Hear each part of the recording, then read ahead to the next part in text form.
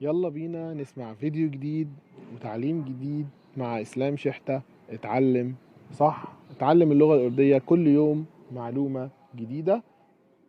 يلا بينا. ازيكم؟ النهاردة هنبدأ كبسولة في السريع. بس قبل ما نبدأ كبسولتنا المعلومة الصغيرة، عايز أقول ما تبصش وراك، كمل طريقك، اتعب، روح للحاجة اللي انت عايزها، اتعلم صح. معانا كل يوم معلومة جديدة. وهنبدأ كبسولتنا في السريع. الحروف الجر فروق صغيرة بينها. ايه هي الأول؟ حروف الجر في اللغة الأردية. حروف الجر في اللغة الأردية ما معنى في، بر معنى على، وفي أوقات هتلاقي ب، دي أصلا مستخدمة فارسية ولكن احتمال تلاقيها في بعض النصوص، يبقى احنا قلناها برضو بمعنى على.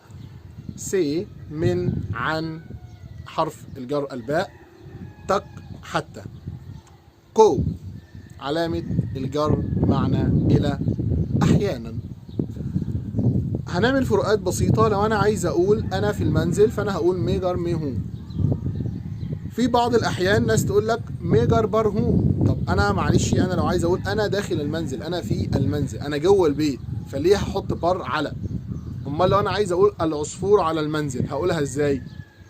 تشريا جهر بر هي. فبالتالي لما اجي استخدم داخل المكان او في المكان لازم استخدم ما.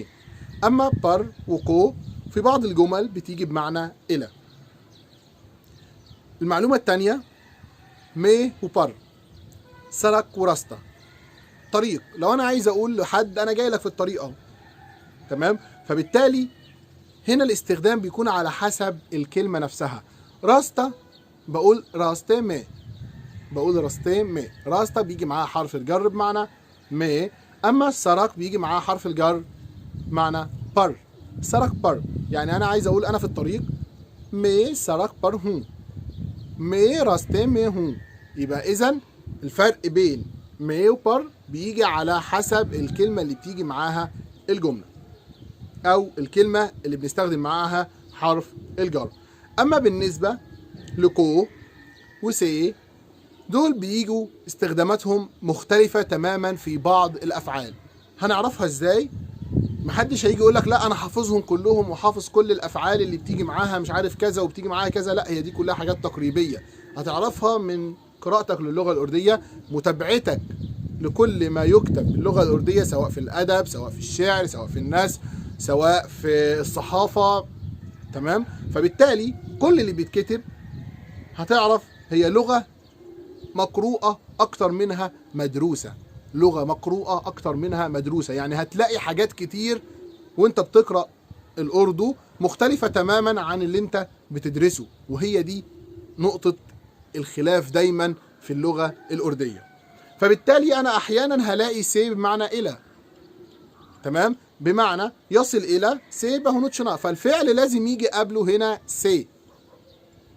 ملنا أحيانا يجي قبلها سي واحيانا يجي قبلها كي. ملاقات كرنا احيانا يجي قبلها سي واحيانا يجي قبلها كي. علشان كده بنقول دايما حروف الجر المرتبطة بالافعال هتعرفها من قراءتك للغة الاردية ومعلوماتك في اللغة الاردية. ودي كانت كبسولتنا الصغيرة في السريع النهاردة، وشكرا لكم.